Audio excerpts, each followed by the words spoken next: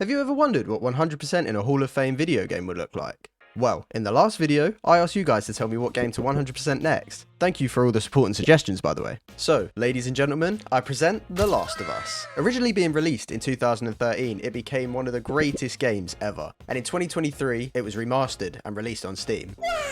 The game features 29 achievements and is widely considered a relatively easy 100%. But we can't have that. So we're adding a twist.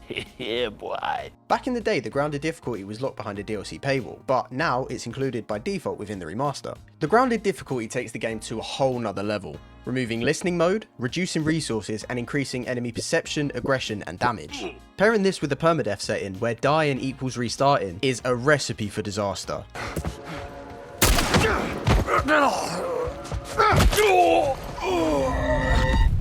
I'm so triggered! Fuck!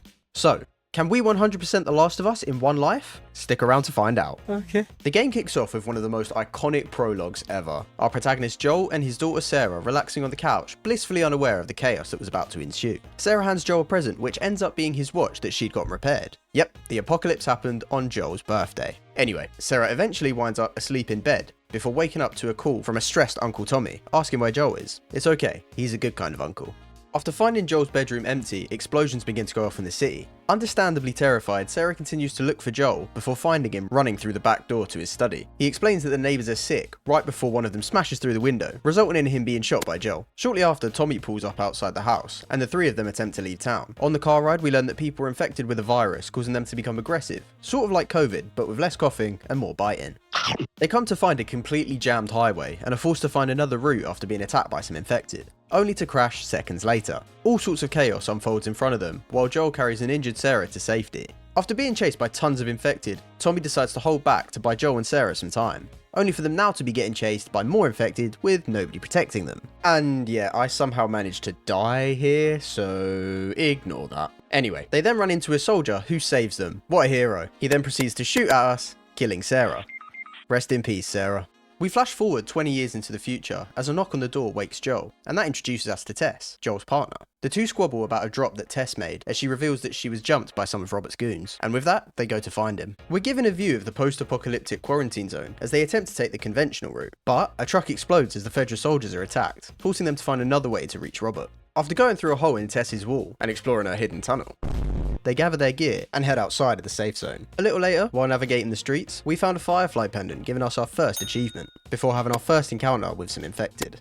Continuing on while passing through the slums, Tess begins to ask questions about Robert's whereabouts. This guy tells us where he is, who, by the way, has the biggest eyes I've ever seen. I mean, seriously, that's nightmare fuel. Coming across some of his goons, Joel basically says, Oh, shit. Here we go again. They threaten Tess, who I think handles it very nicely. Yes. We're then forced to put our stealth skills to the test as we fight two more squads of his men, before sighting Robert by the warehouse with yet another squad of goons. Once again, stealth was key to survival, so I alerted everyone, and died again. So I had to play all of that all over again. Once I survived long enough, we found Robert, and luckily he was worse at shooting than Darwin Núñez. So Joel was able to chase him down and, question him? He then confesses that he sold the guns to the Fireflies, and that together they could get them back, so Tess puts him down. The pair are then greeted by a mysterious woman, who turns out to be Marlene, the leader of the Fireflies. The Fireflies are freedom fighters, who blow up things, and sometimes kill innocents. So they're basically terrorists. She tells us that if we want our guns back, we'll need to smuggle some cargo for them. Federal soldiers begin to surround the area, and the three of them are forced to stealthily head to a Firefly hideout. Fedra's the surviving government. They're authoritarian, and also kill innocents. So they're basically apocalypse Nazis. Reaching the hideout, Joel's attacked by a girl with a knife, who we soon find out is Ellie, the cargo. After some deliberation, Joel and Tess agree to take Ellie. Ah yes, Joel really went from loving father to smuggler to human trafficker. Joel takes Ellie to his safe house to wait out until nighttime, where Ellie mocks his broken watch. I love the symmetry here, using Joel's watch as a reflection not only of his current daughter figure, but of the world around him, once normal and working, but now fractured and broken. Some time passes and the three of them sneak outside of the wall, before getting caught pretty quickly by some patrolling soldiers. With some hesitation, Ellie turns and stabs one in the knee, giving Joel a chance to wrestle him to the ground, ending with both soldiers dying. It's here that we find out that Ellie is infected. Oh no! But she's also immune. The three decide to argue about this in place, and shockingly, other soldiers turn up and they're forced into a manhunt. Stupid! And once again, I died. I don't know which. Oh, mamma mia! Don't die! Triggered! Oh, I'm so triggered. And then again, trying to get back there. Hello. Whoa, whoa, whoa, whoa, whoa, whoa, whoa. No f***ing way did he just... And then one more time for good measure.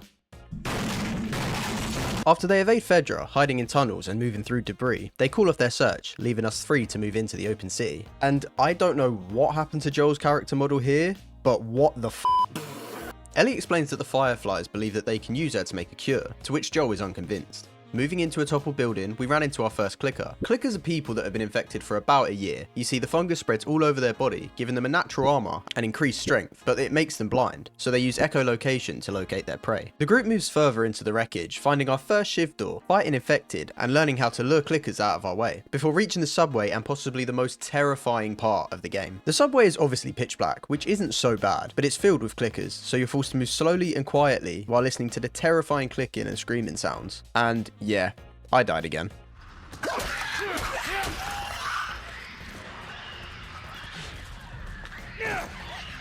No, no! It was at this moment that he knew. He f***ed up.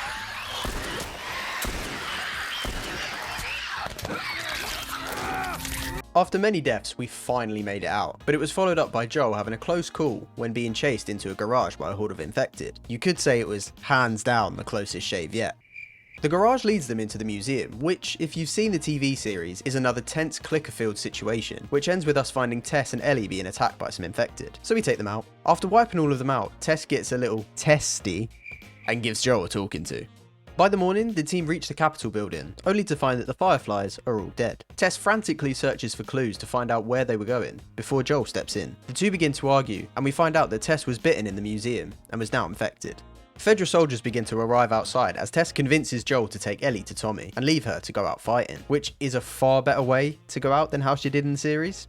Rest in peace, Tess. Joel and Ellie then have to evade several groups of soldiers, and guess what? I died again.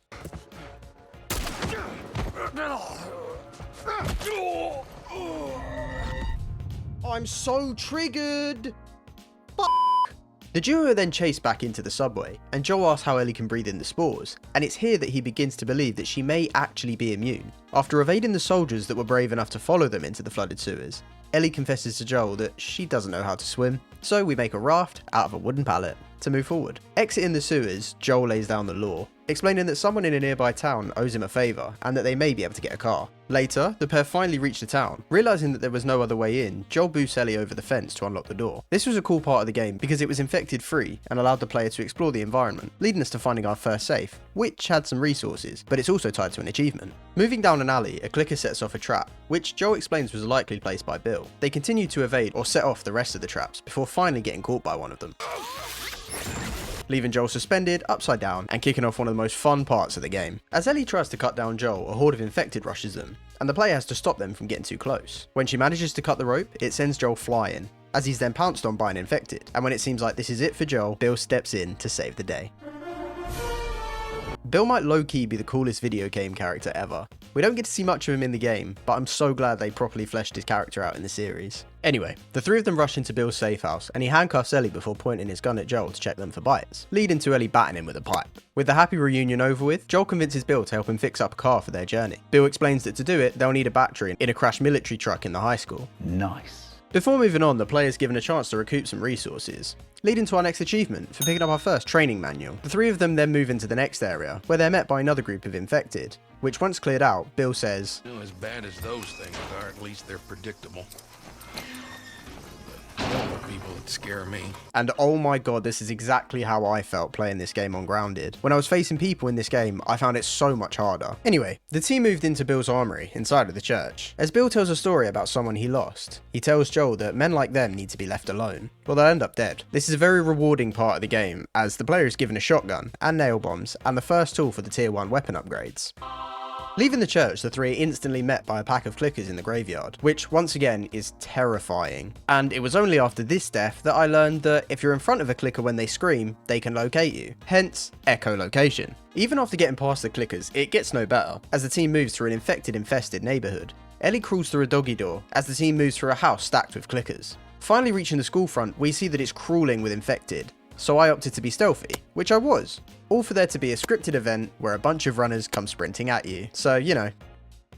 Suddenly a horde of infected converge on them, and Joel just about escapes being ripped apart, only to find that the truck battery is gone. Scrambling further into the school, they find themselves surrounded by infected. The team heads into the gym to get away from their pursuers, leading them straight into a bloater. Bloaters are the next stage of infection after the clicker stage, taking a few years to reach and have fungus covering their entire body, so they're powerful and tanky, with the additional ability of being able to throw acidic spores. Their weakness? Fire. A couple Molotovs, followed by a few shotgun rounds, saw the end of the bloater, before escaping the horde.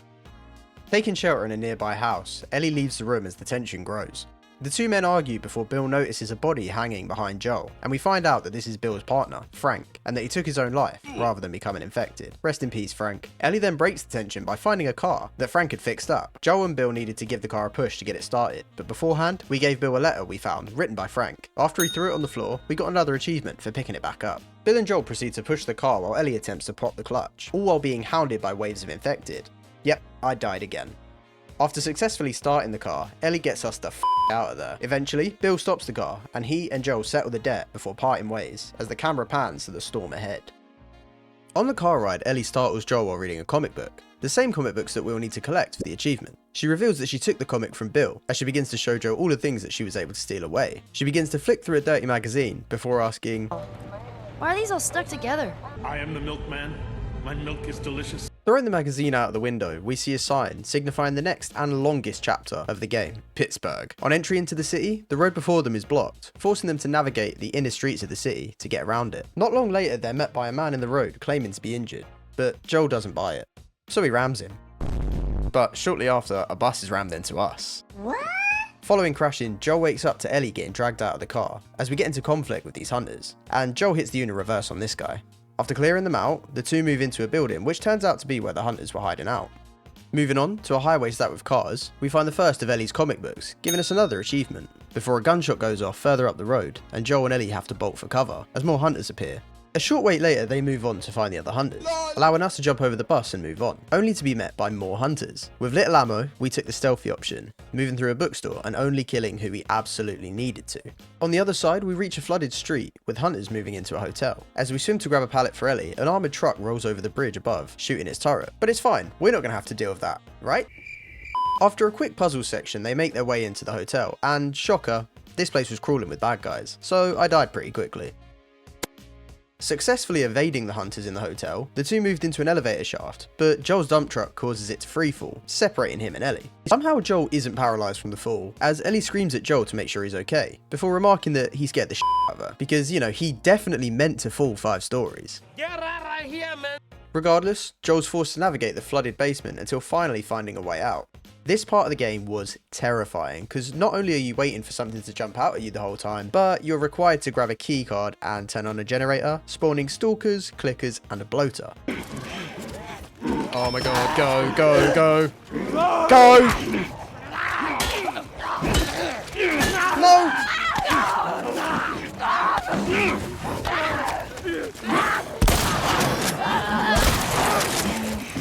Get in! Oh my god. Surviving this, Joel runs into more hunters, clearing out some infected, so Joel takes them out too, and begins to scale his way back up to find Ellie, before being caught off guard and almost drowned by a hunter. That is until Ellie grabs the gun and shoots him. So, how does Joel thank her? By snapping at her. I'm glad I didn't get my head blown off by a goddamn kid. The pair move through the building before coming up on yet another group of hunters. Realising he was probably wrong, Joel finds a rifle and trusts Ellie to cover him for the next section. Now, if the clickers in the subway were the most terrifying part of this game, this was the most, I want to put my head through my monitor, put my tongue in the plug socket, turn on the electricity and put my dick in a blender part of the game. Jesus Christ. Honestly, I died so many times here, it was horrendous. The area starts off with 7 hunters in the area. Then once you kill them all, another 8 spawn, draining all your ammo and resources. You then move on and watch a couple get absolutely massacred by that armoured truck, only for you then to find yourself in a situation where you need to kill another 7 enemies with literally no ammo.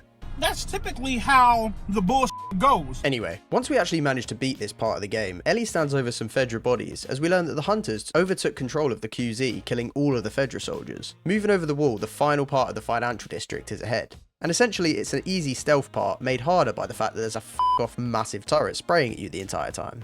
So guess who died again?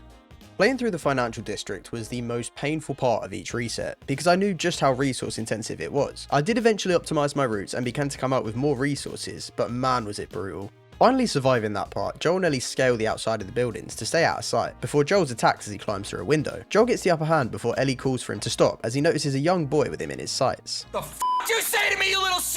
As they start talking, we learn that they're Sam and Henry, and that they too were trying to get away from the hunters. Henry explains that they have a hideout, so that was our next destination. Moving down to the ground level, the four are spooked by the armoured truck passing by the window, as Henry b***s Sam for playing with the B-Tech Optimus Prime. I'm coming. Moving through the back door of the store, we find more hunters in our way, which once killed gives us free access to Sam and Henry's hideout spot. Questioning why they haven't left the city yet, Henry explains that the issue is the hunters have blocked off the bridge. He then goes on to explain that he's also looking for the Fireflies and is meeting his group at a radio station to go together. That night, Joel's woken by Ellie as a plan is put in motion. First off, we had to take down a few guards while staying away from the spotlight and working our way to the generator to turn it off. Not because I wanted to, but because it was for an achievement, which of course spawned a ton more enemies.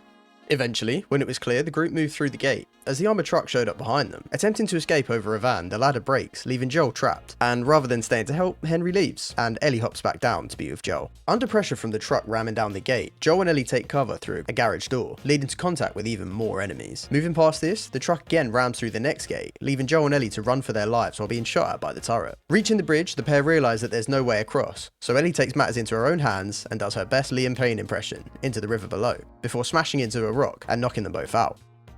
Joel comes to on an island with Henry, Sam and Ellie surrounding him, as he quickly attacks Henry for being a Grab his stick and twist it! He stops as Ellie reveals that Henry saved them from the water. Following this, Henry explains that he only left Joel because he knew he could handle it, and that going back would put Sam at risk. Exploring the island, we find a path forward through the sewers. Moving in, we came across a puzzle section, which once completed allowed us to ride a contraption with Henry and Sam, giving us another achievement. As the group presses on, Joel opens a door, setting off a sound trap, as they theorise that people used to live there. And moving into the next room, there are a ton of infected. After clearing them out, Joel sets off another trap, separating him and Sam from Henry and Ellie, as the latter are chased away by a pack of clickers. Sam and Joel enter another room filled with infected, as they work together to reach the high ground, to get to safety. Shortly after, we're reunited with the other two, before being chased by a pack of clickers again. Running to the exit, the door sticks, so the kids go through the window above, while Joel and Henry stay back to face the infected. Barely escaping, the group despair at a sign on the wall warning of the infected inside, and wonder why there wasn't a sign on the other side of the building. Like, I don't know, maybe they just didn't expect anyone to climb through the f***ing sewage pipe?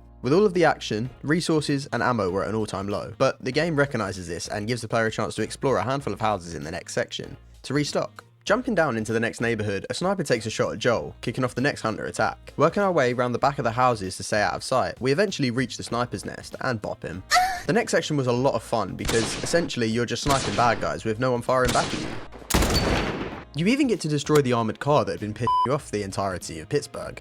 Although doing this leads to the truck crashing into a house, alerting all of the infected in the area. But that was more of an Ellie, Sam and Henry problem, so... LOL! The three of them then make it to the sniper house, before the group slips out the back fence to escape the horde. A few hours later, the group is sharing stories in a motel. Ellie checks on Sam in the other room, and the two begin to debate what happens to people who are infected. And as Ellie leaves, she hands Sam the Optimus Prime toy that she grabbed from the store. I've come. You can actually see Ellie pick this up in-game, after Sam's forced to throw it away. Anyway, as Ellie leaves, it's revealed that Sam was bitten, and he's now infected. What the fuck? The next morning, Ellie goes to wake up Sam before being attacked, as Henry stops Joel killing him, and does it himself. Rest in peace, Sam. Henry then turns the gun to Joel, claiming it's all his fault, before shooting himself in the head. Rest in peace, Henry. For real, that's like the most heart-wrenching part of the story, man. Fast forward to several months later, Ellie and Joel find themselves in Jackson conversing about Joel's brother Tommy. We learn that the last time they saw each other, it ended on bad terms. Ahead of them is a hydro dam, and Joel gives his best shot at explaining what it does. Look, I know what it is. I don't know how it does it. For those interested, hydro dams use water currents from a reservoir as potential energy, and when released, the water spins a turbine, using the kinetic energy to drive a generator to create electrical energy. Anywho, after a short puzzle section, the pair make a makeshift bridge out of a barrier, allowing them to cross. Ellie offers a high five to Joel, but we leave her hanging for an achievement. Reaching the gates of the dam, the pair quickly find themselves in the sights of a group of strangers. That is until Tommy strolls out looking like the apocalyptic Jesus to stop them getting filled in. This leads to Joel finding out that the woman who aimed her gun at him was Tommy's wife. Moving into the site, we learn that the group uses the dam to power their settlement, and they're running some repairs. Joel explains to Tommy that they need to talk, while Maria takes Ellie to get some food. Reaching Tommy's bunk, he reveals reveals that he went back to Texas last year, where we started the game, and he managed to salvage a picture of Sarah for Joel, to which he is quite unimpressed. Following Tommy further into the site, we come across Buckley, and after giving him a nice little rub, we're rewarded with another achievement. Moments later, the engineers fix the machinery, before Joel explains to Tommy that he should take Ellie from here, as the pair begin to argue. But before finishing, the dam is attacked by raiders. This chapter was a nice change of pace because there are 0 infected, it's just fighting raiders. Once dealt with, the 4 regroup as Tommy tells Maria what Joel's asking of him, while Ellie vents to Joel like a minion on crack. Safe to say that Maria wasn't a fan, as she b***s Joel. It would also seem that Ellie wasn't too keen either, as she grabbed the horse and dipped. The brothers leave to track her down, leading them straight into conflict with more raiders. Pressing further on into the valley, they come across a ranch house, with Ellie's horse outside. Tommy leaves Joel to chat to Ellie, but before that we looted the house, cause, you know, she did run away, so f*** her. I'm really mad.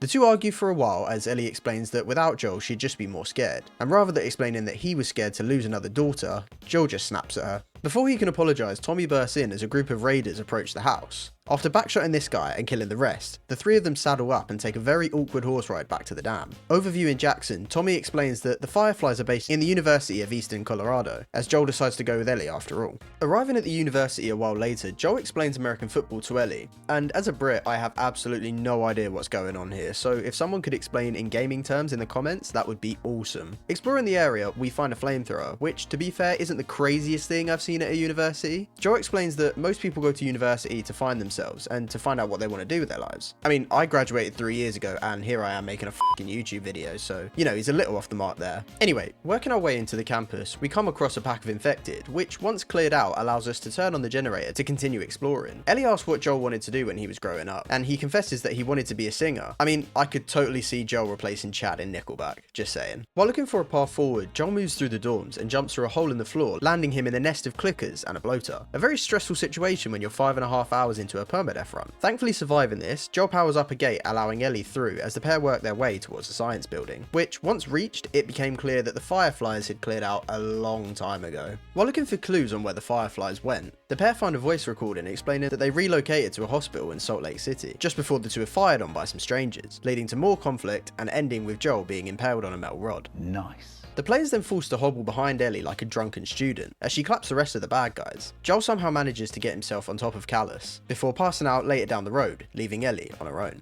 Moving into the winter months, we see a rabbit get absolutely twatted by an arrow, as the player gets their first taste of playing as Ellie, with the goal of hunting a deer. Chasing our prey into an abandoned coal mine, she comes across 2 men, David and James. Ellie threatens the 2, before bartering with the strangers for some medicine, resulting in James going to grab it. After disarming David, Ellie makes him carry the deer carcass into the shelter, as the 2 wait for Buddy Boy to return, right before a clicker interrupts them, and David pulls out his concealed weapon to take it out. The 2 are forced to defend the room in a section that's extremely reminiscent of World at War Zombies. Once again, being on grounded permadeath with little ammo made this section extremely ball-shriveling. After successfully defending the room, the 2 move further into the building, leaving Ellie trapped in a pit of clickers. Evading the cluster, Ellie's reunited with David as he saves her from another clicker, and the 2 again work together to progress through the building, trapping them in a dead end as another wave of infected attack. Oh yeah, and this wave included a bloater. Once clear, the 2 head back into the first room to warm up by the fire, as David explains that he thinks everything happens for a reason, as it's revealed that the men that Ellie and Joel killed at the university were actually David's men, and they've been hunting the 2 ever since. Buddy Boy returns with the medicine, pointing his gun at Ellie, but David tells him to let her go, leaving her to run free. Ellie rides Callus back to the injured Joel to give him the medicine, before falling asleep by his side. The next morning, Ellie is woken by the sounds of bad guys hunting them. Yeah, David allowed Ellie to go so he could track her back to Joel in the snow. Kinda smart.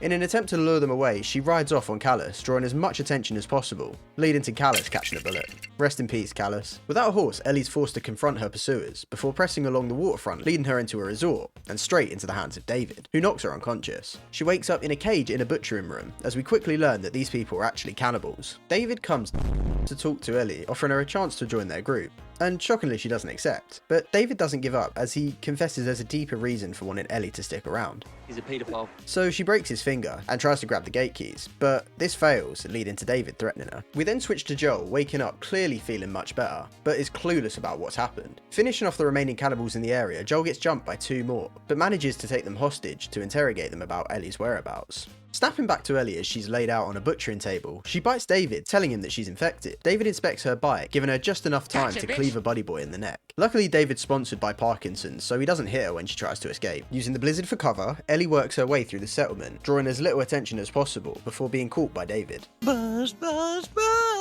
He gets the better of her as the room sets on fire, giving her just enough time to hide and kick off the boss battle, which really has two phases. For the first two hits, Ellie needs to hide and sneak up behind David to do some damage, while avoiding smashed plates on the floor, which give away your position. In the third phase, David will also hide, as it becomes a hunter versus hunter situation, as I'm dealt the most bullshit death in the history of bullshit, because what the f is this?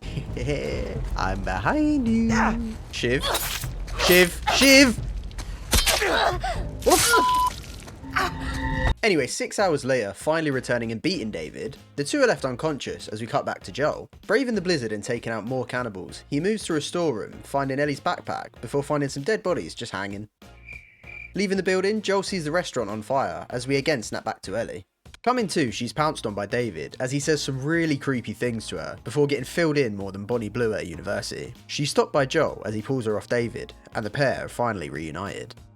Months later, the pair make it to Salt Lake City and begin working their way into the bus depot. Ellie seems rather withdrawn, which, I mean, after what she's experienced, fair. After throwing the ladder down to Joel, Ellie's distracted by something unseen to the player, and she runs off to get a closer look. It turns out that she saw a tower of giraffes. I bet you didn't know that a group of giraffes was called a tower, but here we are. Cheers, Google. The two take a second to admire the view before moving down to street level, with the hospital and the end of the game in touching distance. Prior to progressing, we grab the fifth and final tool, giving us another achievement. The only thing standing in between us and the final chapter of the game was an infected-filled tunnel, and they definitely went all out on this being the last section with infected, as you're forced to face crazy amounts of infected, including 3 bloaters. Luckily, it's not particularly hard to just sneak by them all and progress over a flipped truck, but the final workbench is located here, so it's worth it for the achievement. Moving deeper into the tunnel, it's completely flooded, so Joel works to move Ellie section by section, but Joel seems to not have learned his lesson about jumping onto unstable objects, as he causes a flipped bus to dislodge, trapping him inside. Stupid! Ellie jumps on to try and help, and manages to get the door open, but before Joel can get out, the bus flips again, and she's taken by the current. Risking it all, Joel grabs Ellie and pulls her ashore, before 2 soldiers knock him unconscious while he's giving Ellie CPR. Joel awakens in a hospital bed with Marlene sitting opposite. She confirms that Ellie's okay, but refuses to let him see her after she reveals that she's being prepped for surgery to remove the cordyceps from her brain, which would ultimately kill her, but also save mankind. As Joel's subdued by the same soldier that battered him round the head, Marlene gives the order to march Joel out of the hospital and kill him if he tries anything.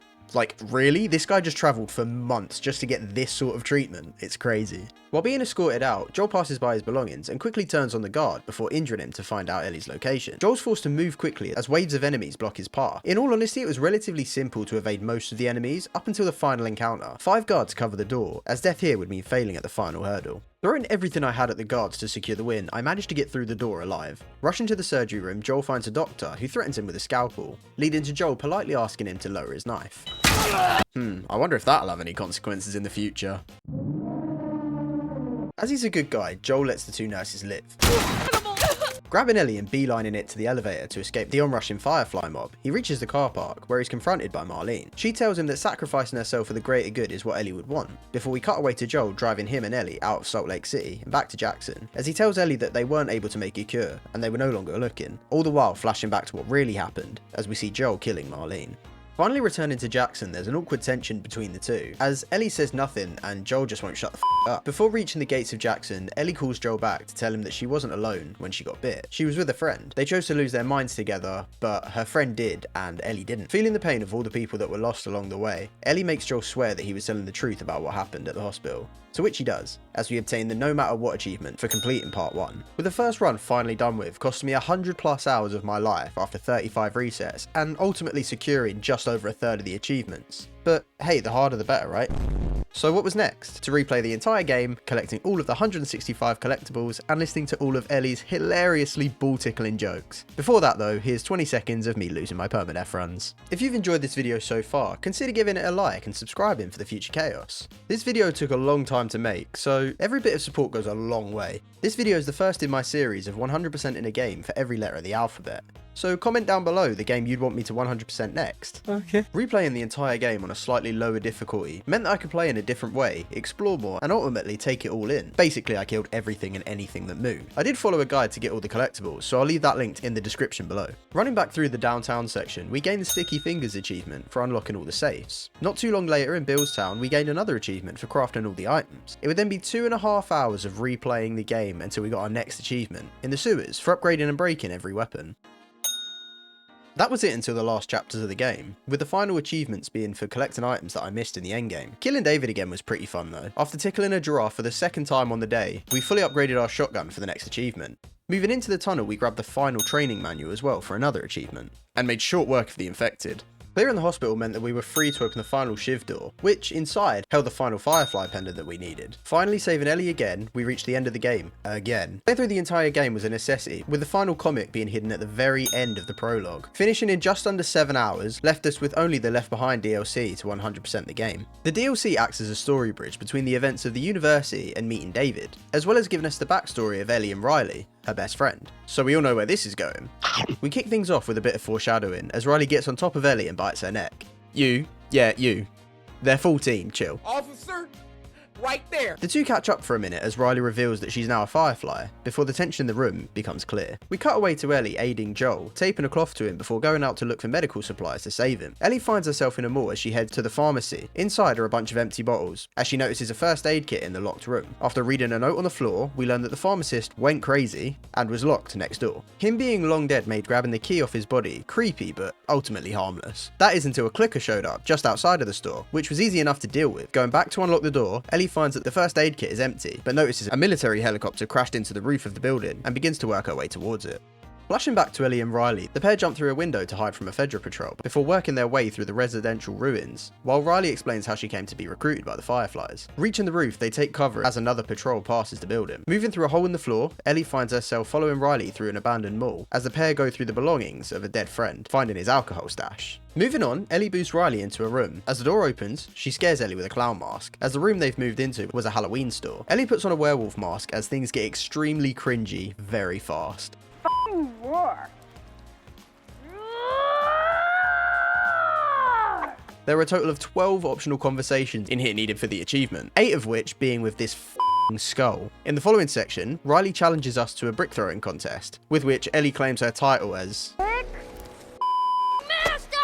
Gaining an achievement for our efforts. After Riley explains to Ellie that the whole city still has power, Fedra have just flipped breakers, to which Ellie is like, You teasing me, you naughty. as she does in fact restore power to the mall. Prior to heading back into the mall, the two share a moment before we cut back to present day Ellie, contemplating how she's going to reach the chopper. To restore power to the electrical door blocking her path up, Ellie goes into the back rooms following the cabling. Reaching the loading bay, Ellie finds an empty generator, so we're tasked with gathering some fuel, as 4 stalkers spawn to stop us. Once dealt with, we were free to activate the generator, electrifying the wet floor and killing the onrushing stalkers. Using the vent shafts to traverse the room and get to the door on the other side, Ellie finds herself in a pet store filled with infected. Now this was no subway or tunnel from the main game, but it was terrifying nonetheless. Dealing with them allowed us to move back into the helicopter room, which now also had infected in it. Finally being able to move up the stairs, Ellie leaps across to the helicopter, finding a fully stocked medkit. Fading back to the past as Ellie and Riley head through the door, they're met by a working carousel, which they ride. Coming off the ride, Ellie begins telling jokes to Riley, and I you not, I spent 5 minutes of my life going through all of the jokes to get the achievement. Moving on, the pair take advantage of a working photo booth, which when finished asks if they want to share to Facebook, to which they're clueless, which is kind of funny.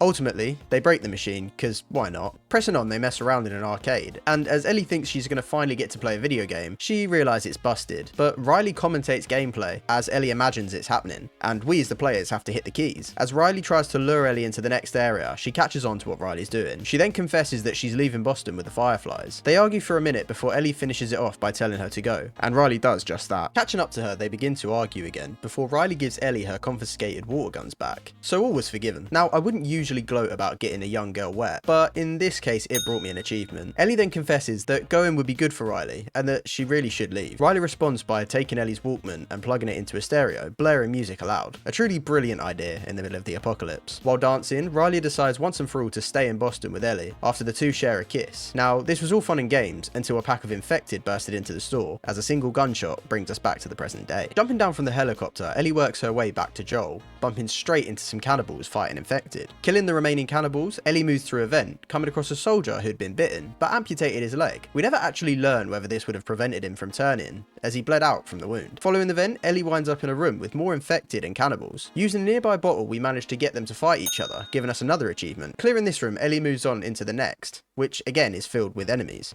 And again, we got them to fight each other, before slipping out unharmed. Almost back with Joel, she finds a bunch of cannibals breaking into the room he's hidden in, so we're forced to take out waves of enemies and infected to finally return to and save Joel. Back to Ellie and Riley, now on the run from the infected, moving through the warehouses, hallways, and finally up the scaffolding. As Ellie jumps onto the scaffolding, it falls, leaving her in the kill zone as she's pounced on by an infected. Saving Ellie, Riley then finds herself being attacked, to which Ellie returns the favour, but by this point, it's too late as both have been bitten. We cut back to Ellie as she's about to stitch up Joel, comforting him, saying that he's done this before, obviously referring to that moment with Riley. Back one last time to Riley and Ellie, they elect to spend their last hours with each other and go crazy together, as we get our next achievement, completing the DLC in just under 3.5 hours. Now, apparently I'm some sort of mug, as I was still missing 5 achievements at the end of the game. It turns out I missed an optional conversation in Billstown, and I also missed a collectible at the university. Going back to the DLC and messing around with one of the machines gained us another achievement, with the next achievement being in the same place, beating the imaginary video game without taking any damage. Now, doing this made me feel like a paraplegic. It took way too many tries before I realised that I could just use the arrow keys to finally defeat Angel Knives, and give us the final 2 achievements, rounding off the game. Thanks again for watching, I really hope you enjoyed. If you did, why not watch another one of my 100% challenges? Until next time guys, in a bit.